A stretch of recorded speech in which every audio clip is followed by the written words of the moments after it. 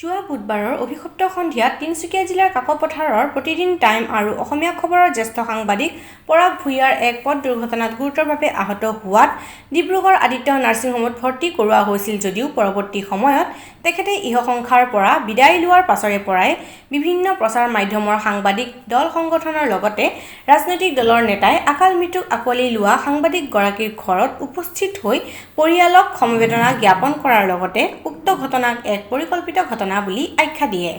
আজি 15 মান বজাত পৰাগদাই মোৰ লগত থকা দুজন ডাক্তৰ মাছুম খাকলৈ ফোন কৰিলে যে তুমি ক'ত আছা, তেওঁ ঘৰত কাম কৰা ছোৱালীজনীৰ জ্বৰ উঠি আছিলে, এটা মেডিচিন ল'ব লাগে।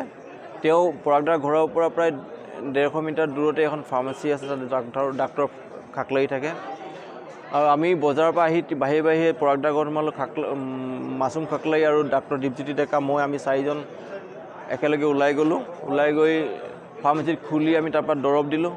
দৰৱ দিয়াৰ পাছত পৰাগদাই জেপত চাইছিল, তেওঁৰ হাতত পইচা নাছিল।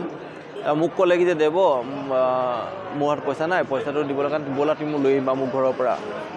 আৰু ডাক্তৰে কৈছিল নালাগে, কালি দিব কৈছে নহয়, লগৰ কাম লগতে কৰোঁ বুলি ক'লে। আমি অলপ দূৰ অহাৰ পাছতে তেওঁৰ যিখন দ্বিতীয়খন গেটখনৰ অপজিটত প্ৰায় 10 মিটাৰমানৰ আগতেই পাওঁতেই এখন গাড়ী, মানে সেইটো সময়ত বেলেগ অন্য গাড়ী নাছিল, এখন তীব্ৰবেগী গাড়ী আহিছে।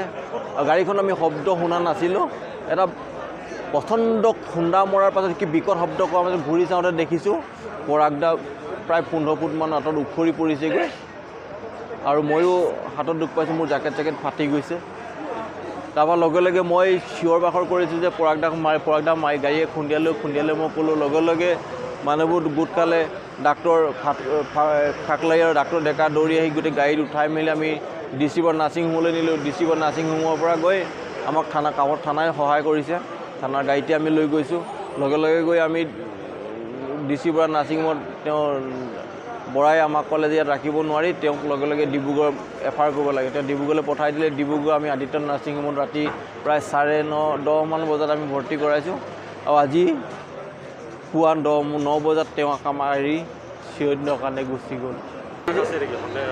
ৰাইজৰ আৰু প্ৰশাসন সকলোৱে এটা সন্দেহ আছে, কাৰণ সেইটো যিটো সময়ত ঘটনাটো ঘটিছিল সেইটো সময়ত কোনো ধৰণৰ গাড়ী মটৰ নাছিল, একদম শান্ত এটা পৰিৱেশ আছিল। ক'ৰ পৰানো ইমান তীব্ৰবেগী এখন গাড়ী আহিল, আৰু সেই গাড়ীখনে ঘটনাটো সংঘটিত কৰি থানাৰ বেৰিকেডকেইখনতো কোনো ধৰণৰ মানে সেই জামত টাচ নকৰাকৈ ওলাই যাব পৰা হ'ল। সেই বস্তুটোক লৈ সকলোৱেই এটা মানে সন্দেহ আৱদ্ধ আছে। আমিও সেইটো ৰাইজৰ লগতে সন্দেহ প্ৰকাশ কৰিবৰ কাৰণে আমি হৈছোঁ।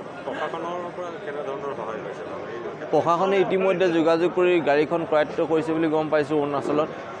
বাকীখিনি তেখেতসকলৰ দায়িত্ব। আমি ভাবোঁ যে প্ৰশাসনে এটা উচিত তদন্ত কৰক, কি হৈছে বস্তুটো উদ্ঘাটন কৰি ৰাইজৰ মাজত, আমাৰ মাজত সোমাই থকা কুদনখিনি নাইকিয়া কৰিব বুলি কামনা কৰিলোঁ। অসম প্ৰদেশ কংগ্ৰেছ কমিটিৰ হৈ অসম চাহ মজদুৰ সংঘৰ কেন্দ্ৰীয় সভাপতি তথা প্ৰাক্তন কেন্দ্ৰীয় ডনাৰ মন্ত্ৰী পৱন সিং ঘাটোৱাৰ, APCCৰ কেইবাগৰাকী নেতাসহ অসম চাহ মজদুৰ সংঘৰ কেন্দ্ৰীয় সম্পাদক ৰূপেশ গোৱালাই কাকপথাৰত উপস্থিত হয় আৰু উক্ত ঘটনাৰ আঁৰত বিভিন্ন ধৰণৰ মাফিয়া দুষ্টচক্ৰ জড়িত থকাটো যে নিশ্চিত হৈ পৰিছে বুলি ঘাটোৱাৰ আৰু গোৱালাই সাংবাদিকৰ আগত উল্লেখ কৰে। লগতে উচ্চ পৰ্যায়ৰ তদন্তৰ দাবী জনোৱা দেখা যায়। প্ৰথমেতো আমি ক'বই লাগিব যে পৰাগ ভূঞাৰ নিচিনা এজন সাংবাদিক তথা সমাজকৰ্মী যি দুৰ্ঘটনা হৈ মৃত্যুবৰণ কৰিলে, তাক সৰ্বসাধাৰণ ৰাইজে হত্যা বুলিয়ে পৰিগণিত কৰিছে। আৰু সেইকাৰণে আমি অসম প্ৰদেশ কংগ্ৰেছৰ ফালৰ পৰা আমি আহি আমাৰ আন্তৰিক সমবেদনা জনাইছোঁ।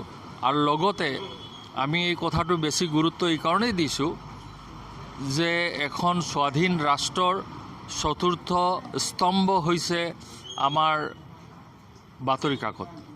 আৰু তাত যদি সাংবাদিক হত্যা এই ধৰণে হয় আৰু তাৰ যদি উচিত তদন্ত নহয়, মই উচিত তদন্ত এই কাৰণেই কৈছোঁ যে অসমত এতিয়ালৈকে যিমান সাংবাদিক হত্যা কৰা হ'ল তাৰ বেছিভাগ ইনকুৱাৰী ঘোষণা কৰা হ'ল, কিন্তু হত্যাকাৰী প্ৰায় কেছতে ধৰা পৰা নাই। আৰু সেইকাৰণে আমাৰ উজনি অসমৰ এই অঞ্চলটো হৈছে চিণ্ডিকেটৰ কাৰণে কুখ্যাত। এই অঞ্চলৰ পৰা গৰুৰ ইলিগেল কাৰবাৰ হয়, কাঠৰ কাৰবাৰ হয়, কয়লাৰ হয়, আৰু এই চিণ্ডিকেটত কোটি কোটি টকাৰ ইনভলভ হৈ আছে, আৰু এটা ডাঙৰ অপৰাধী চক্ৰ ইয়াত ইনভলভ হৈ আছে। আৰু বহু ক্ষেত্ৰত পৰাগ ভূঞাৰ নিচিনা সাহসী সাংবাদিকে এই কথাবোৰ বাতৰি কাকতৰ যোগেদি ৰাইজৰ দৃষ্টি আকৰ্ষণ কৰিছিলে।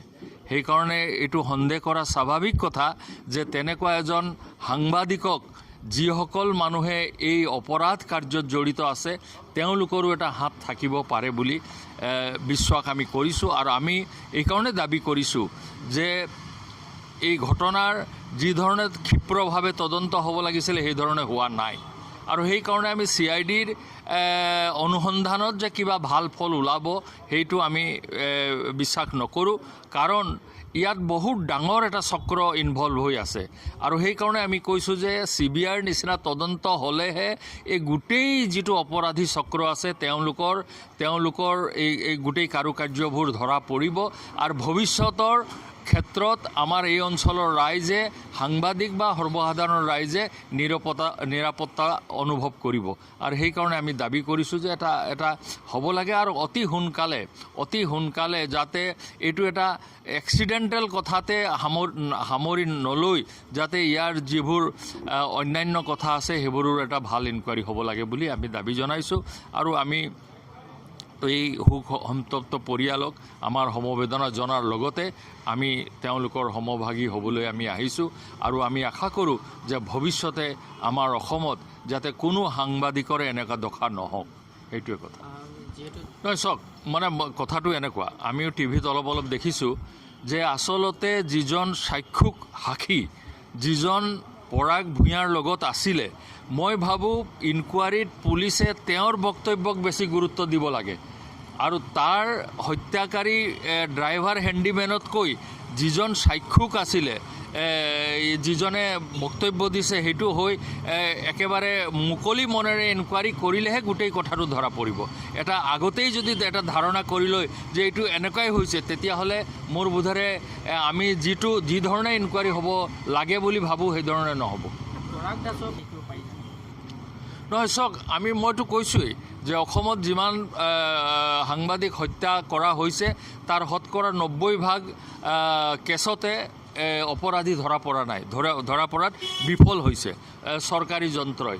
আৰু আমি ভাবোঁ যে এই ক্ষেত্ৰত এইটো হ'ব নালাগে, আৰু আমি ভাবোঁ যে পৰাগ দাসৰ হত্যাই শেষ হত্যা হ'ব লাগে। ইয়াৰ পিছত ভূঞাৰ এইটো শেষ হত্যা হ'ব লাগে, আৰু ইয়াৰ পিছত যাতে এনেকুৱা দুৰ্ভাগ্যজনক ঘটনা অসমত নহয়।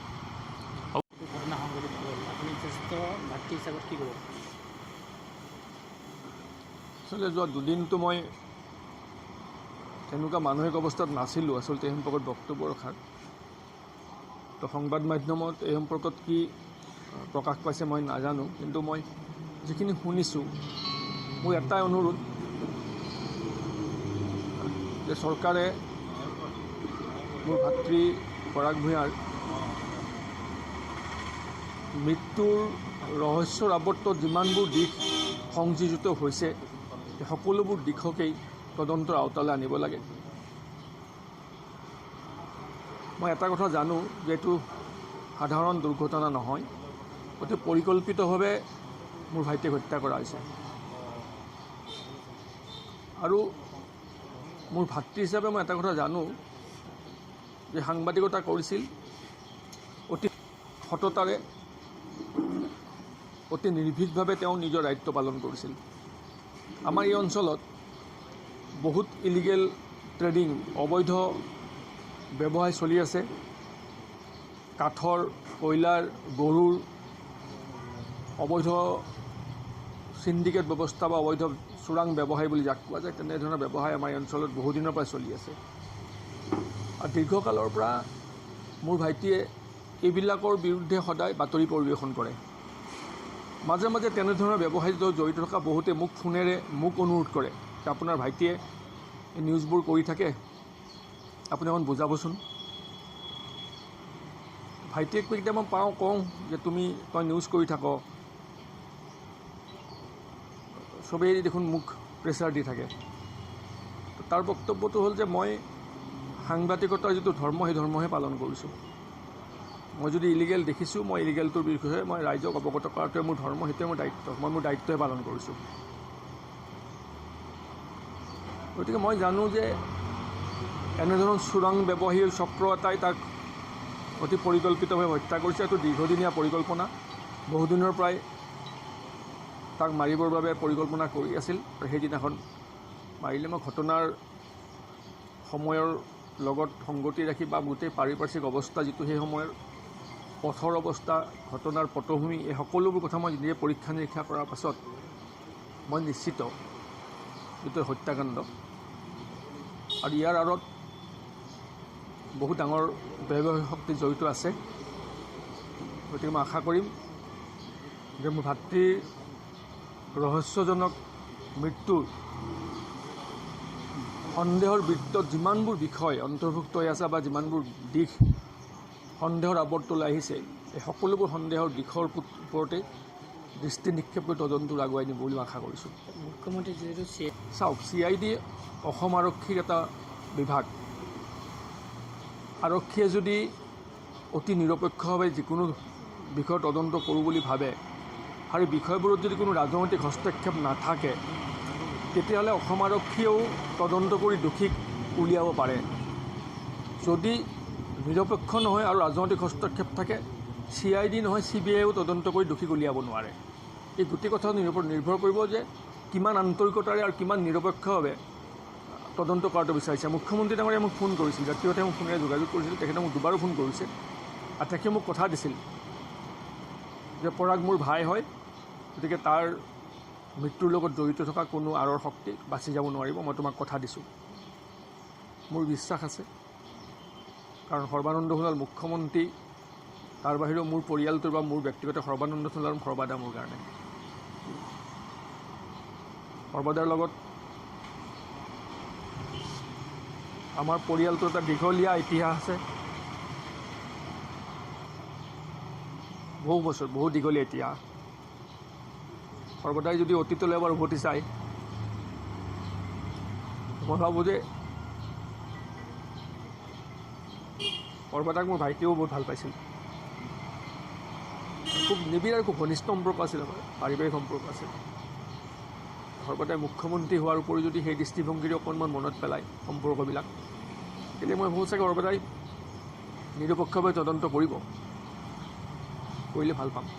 মই ভাবোঁ যে অন্ততঃ অসমৰ যিবোৰ সাংবাদিকে আপোচ নকৰাকৈ নিৰ্ভীকভাৱে সমাজখনৰ অন্যায় অবিচাৰবিলাক জনসাধাৰণৰ মুখত দাঙি ধৰি আছে, তাৰ বাবে বহু সাংবাদিকে জীৱন হেৰুৱাইছে। তেনে ঘটনাক অন্ততঃ পুনৰাবৃত্তি হোৱাত বাধা হ'ব আৰু সৎ আৰু নিৰ্ভীক সাংবাদিকসকলে সততাৰ নিষ্ঠাৰে নিজৰ দায়িত্ব বা সমাজৰ প্ৰতি যিটো তেওঁলোকৰ কৰ্তব্য সেইটো পালন কৰিবলৈ সুবিধা পাব।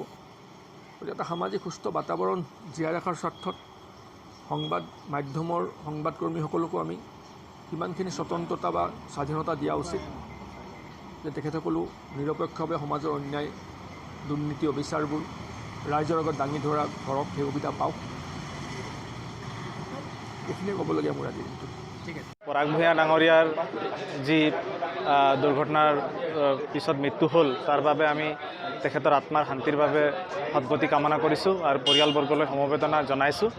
আৰু যি প্ৰেক্ষাপটত এই ঘটনাটো হৈছে, এই সমগ্ৰ ঘটনাটো চাই পেলাই আমিও ইয়াত এটা ডাঙৰ ৰহস্য লুকাই আছে বুলি আমি সন্দেহ কৰিছোঁ আৰু আমি দাবী জনাইছোঁ যে ইয়াৰ এক উচ্চ পৰ্যায়ৰ অৰ্থাৎ CBI পৰ্যায়ৰ তদন্ত হ'ব লাগে বুলি আমি দাবী জনাইছোঁ।